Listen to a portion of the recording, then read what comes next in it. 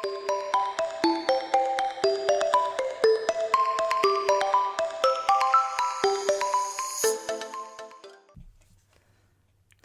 guys, how's it going? Casey here.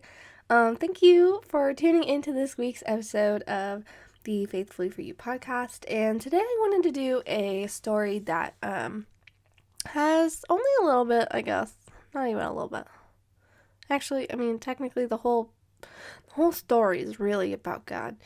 But at a base level, it doesn't really focus on that. So if you are not a Christian or you don't feel like listening to a whole bunch of stuff about it, then this is a great episode for you.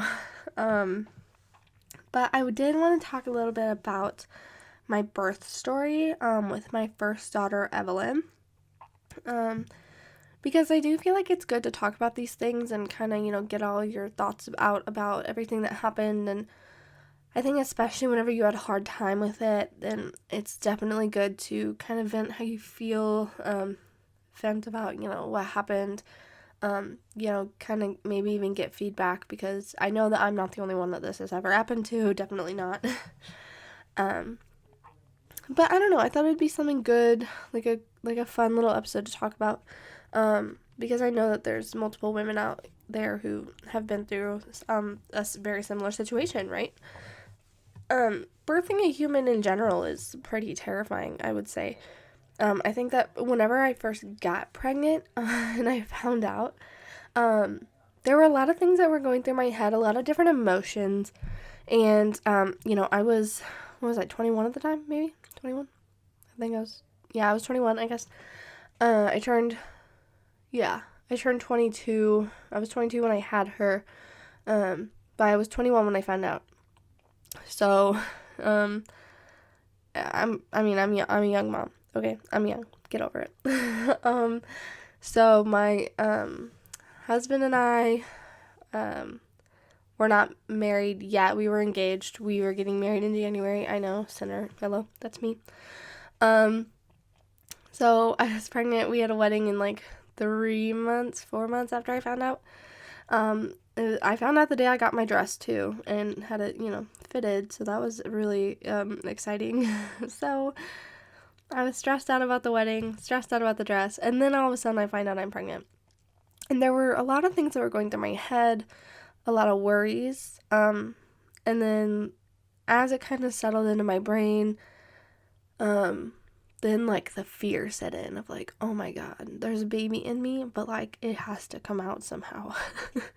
And I think that it kind of took me a second to like digest it.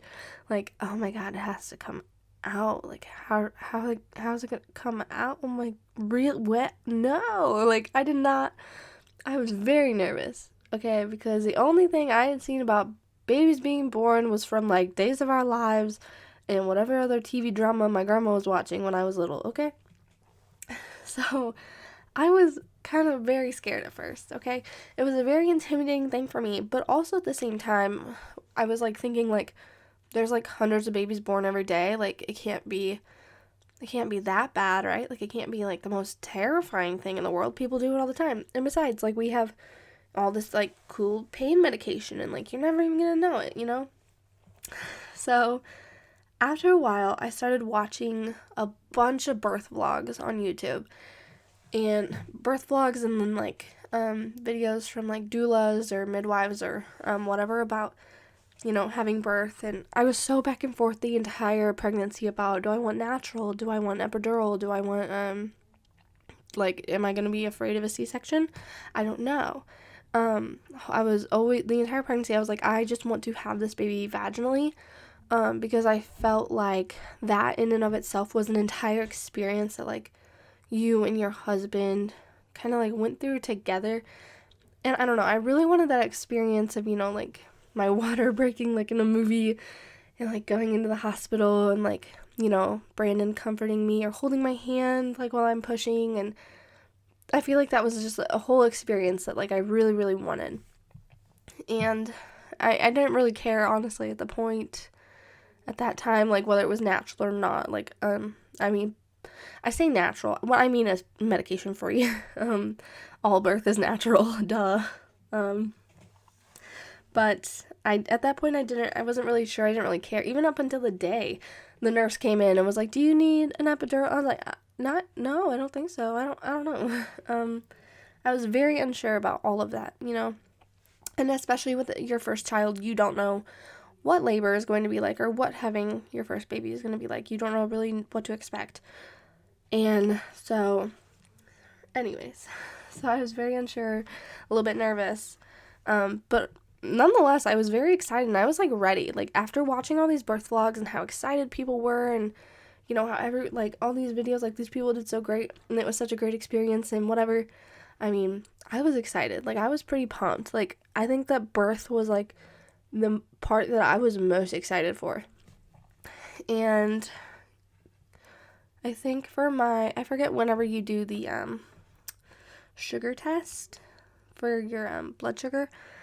Anyways, I was diagnosed with gestational diabetes. And so towards like at the end, whenever we were doing like my 30-week appointment, they had me go in for some extra monitoring and an extra ultrasound to like measure the baby, make sure everything was okay. Because when you have gestational diabetes, babies can tend to get bigger, and that can just make labor a lot harder. Or if your child's too big, you have to have a C-section anyway. So we wanted to keep an eye on it. I was very set on having a vaginal birth. So I was, trying to eat really well, go for walks, etc. And I was kind of nervous that she was going to be big, and I talked to my doctor about it. I was like, I'm nervous that she's going to be big, and I'm nervous that I'm going to have a C-section. And so she said, well, I'm going to be on call. It was like about a week exactly before my due date. I'm pretty sure. A week exactly. And so I was 39 weeks, and she's like, well, what we can do is we can just go ahead and induce you, and everything should go fine, and it should be okay, if you're worried about size, and I'll be on call the entire time, so I'll be there if you need anything. And so I was like, yeah, I think that sounds good. I'd seen induction, information and videos, and getting induced didn't scare me at all. So I decided to get induced when I was 39 weeks because of my diabetes. And so we get the call to come in, I think like in the 7:30 in the morning or whatever. So we got in the car with our bags and went to Breadco for breakfast. And at that point, I think the hospital was like a 30-minute drive. So anyways, we went to Breadco for breakfast, got there probably around 9-ish, 9:30, and got all checked in good. And I got into the bed. They started my IV and started me on Pitocin. And they start you like on a low dose, and then they like keep increasing it over time. And I guess that she was very low, by the way. Like she was like about to fall out, it felt like during that entire ordeal, because she was just sitting so low on my pelvis, and it was so painful. It was very, very painful. And I was like, I think 4 centimeters dilated.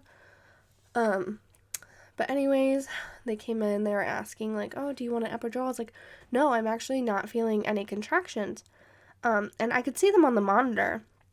And they had to go above like the normal dose of Pitocin. Like they kept increasing it, so you get to a point, I think, where they have to ask your doctor for permission to keep increasing it.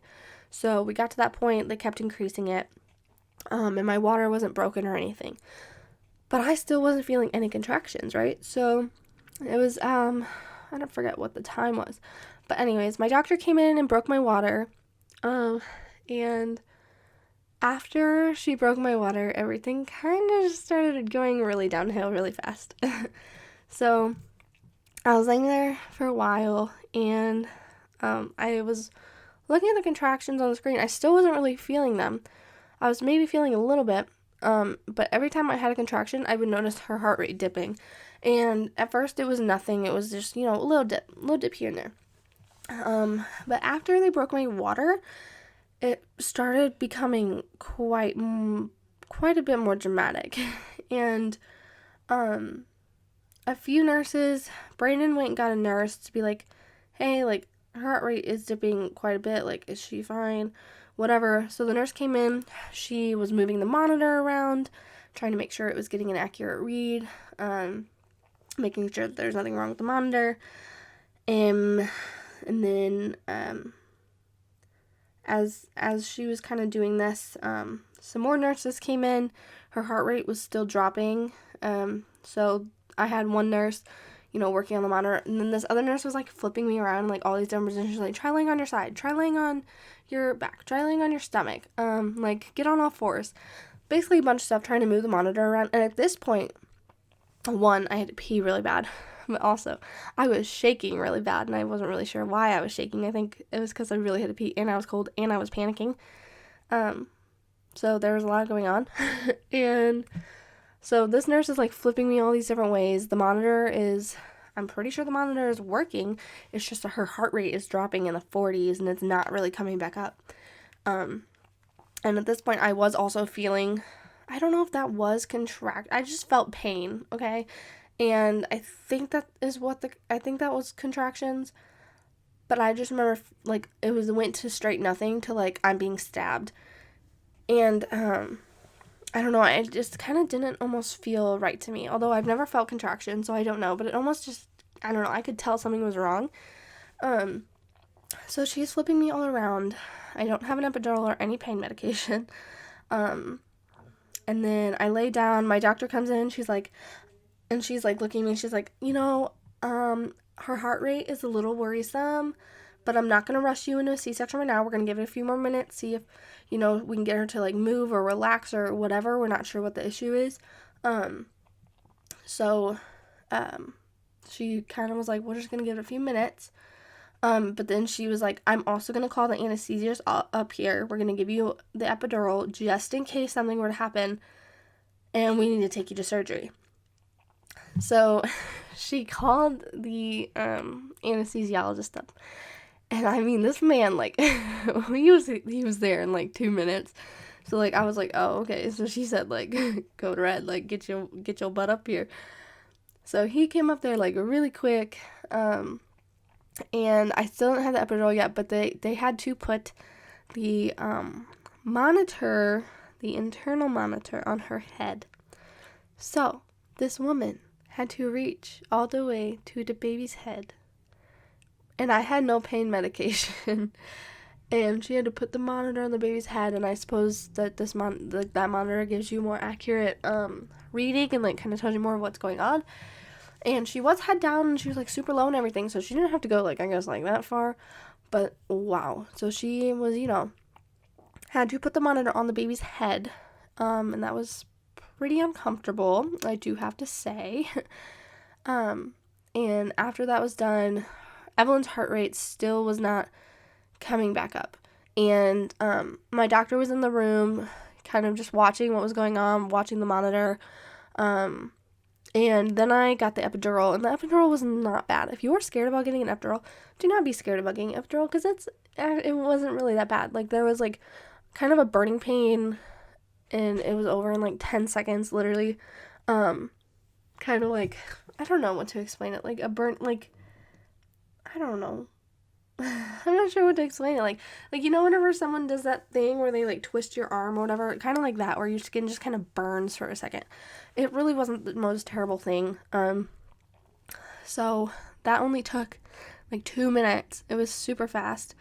And he did a great job, because he had to give me a strong dose, because I'm sure that my doctor was like, we're going to take her down there. And so he gave me, like, I felt absolutely nothing. And so these poor nurses had to, like, throw my ragdoll legs around and trying to get me in this bed and, like, positioned fine and whatever. And after a few minutes, her heart rate was, like, dropping down to, like, the 20s, and it still wasn't coming back up. And so my doctor said, I think that this is pretty worrisome. I think we're just gonna have to go ahead with the C-section. She was like, it's not necessarily an emergency, so don't freak out, but we are going to do it pretty fast. It was totally an emergency. But, like, I'm so glad that my nurses were nice and smiling and good at keeping me calm, because there was a lot of things going on. Brandon was just standing there looking like he was going to throw up, because he was, like, freaking out. But she said, yeah, we're gonna have to take you down, so don't panic or anything. We're gonna go pretty quickly here. And they literally gowned Brandon in like 5 seconds, and we were in the elevator. And I had this epidural, and I think they had to give me something else for my blood pressure, because whenever you get an epidural, your blood pressure does tend to go up. So he gave me, I think he had to give me 2 doses of that, once whenever we were in the room, and then once when we were in the, like, getting the surgery or whatever, getting the C-section done.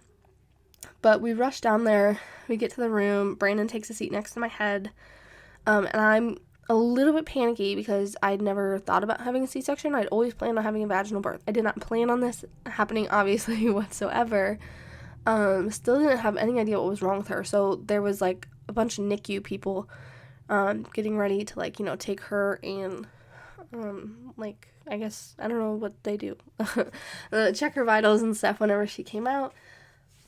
My doctor, I remember C-sections are not, I guess, that bad, but having it done as, like, an emergency was kind of, I was pretty panicked, and I was trying very hard to stay positive and not be upset, and just, I was, like, cracking jokes with the anesthesiologist. Brian, you're the best. We were talking about Shrek while she was doing the surgery, and we get in there. I don't really feel, and obviously I don't feel anything that's going on down there, so I have no idea. But my doctor is saying, she's like, okay, female, 22, C-section, any complaints? No? Any questions? No? Okay, cool. Starts cutting me open. It doesn't take her very long at all to get the baby. She was obviously rushing very quickly. She was not being very gentle. But my husband kind of took a little peek over the curtain whenever she was about to pull her out, because, she was like, okay, Dad, like, I'm gonna pull her out now. And he apparently didn't like what he saw. I've always wanted to see, but Brandon didn't like it. So anyway, she, like, got this baby out really fast, and she kind of pretty much yanked her out. And I think that the way that she, like, got her out, or whatever, like, got her out really fast to make sure that she was okay, like, I think she had, like a few bruises on her, because, like, they were, like, she was just trying to get her out fast to make sure that she was okay. So the nurse took her over to the warmer, checked her vitals, and it was fine. During the surgery, my doctor said, I think it was because with the position that she was in whenever they broke my water, like, I think that my placenta was starting to fall, like, on top of her, and also I started having a placental abruption, which is whenever your placenta, like, detaches from your uterine wall, which apparently, I'm not a doctor, so don't quote me on this, I might be an idiot, but your placenta is actually supposed to be, like, pretty big, I guess, and whenever whenever you remove it, you have literally a wound, or, like, a hole, like, in your uterus that's, like, that big.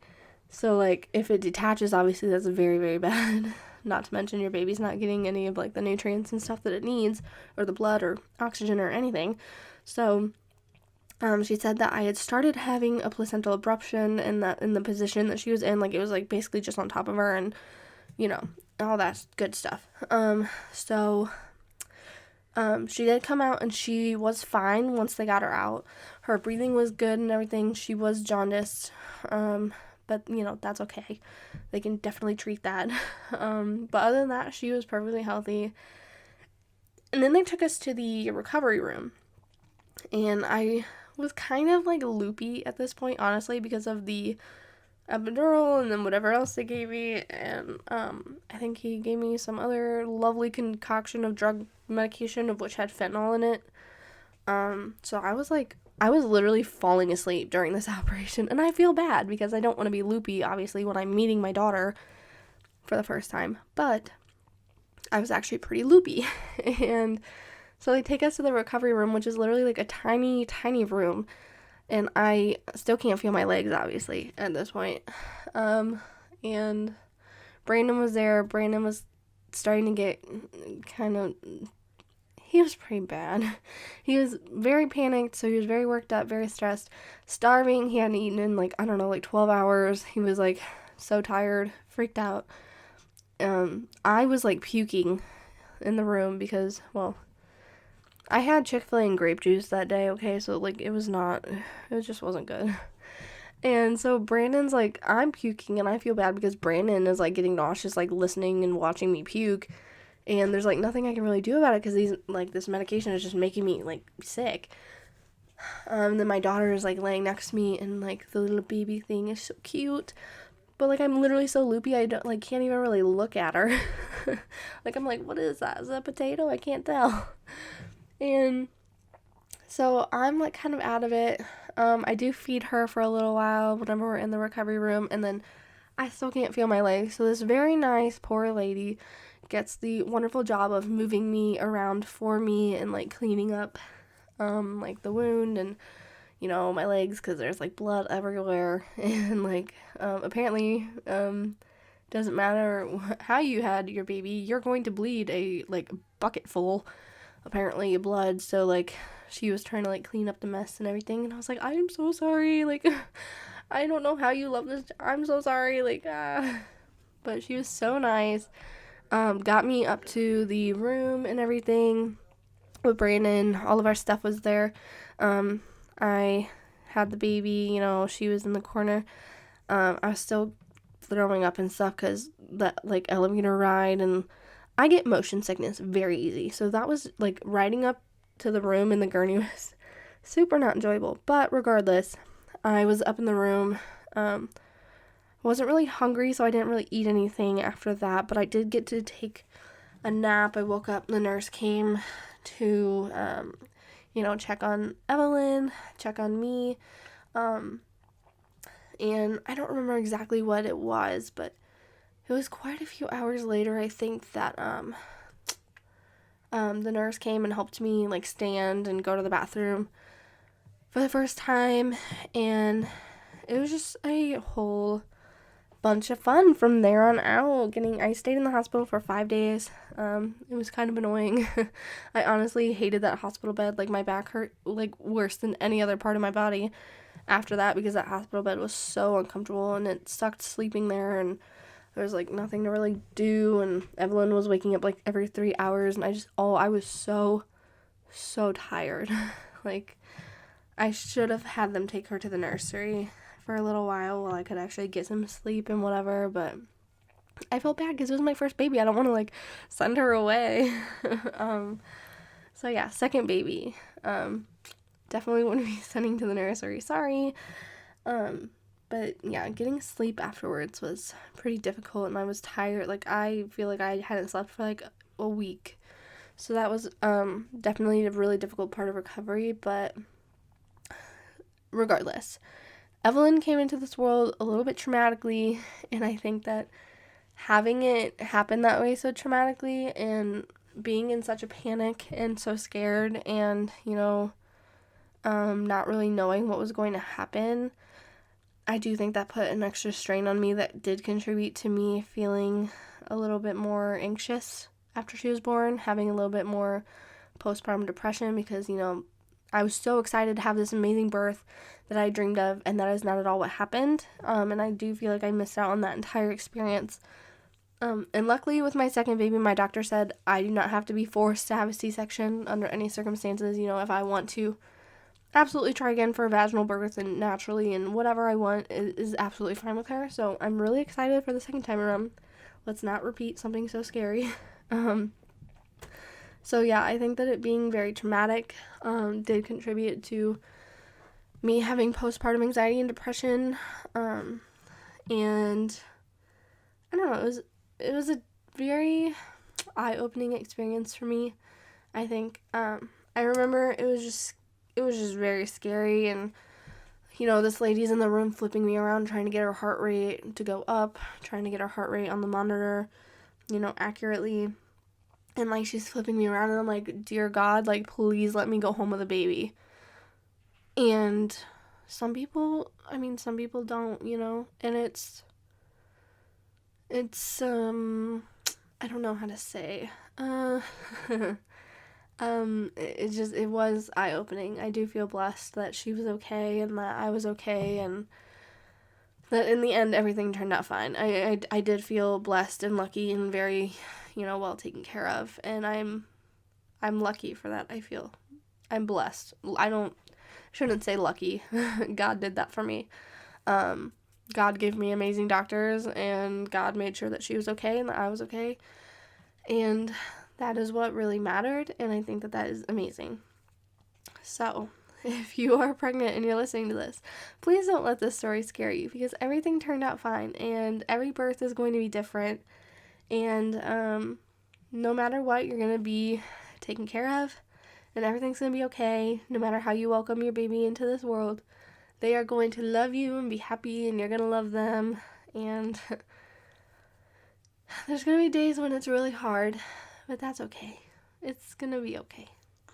So, yeah, that is pretty much everything about my birth story and everything that happened with my family. So, yeah, I hope that you liked this podcast episode and enjoyed it. And yeah, that is all I got for today. I will talk to you on the next one.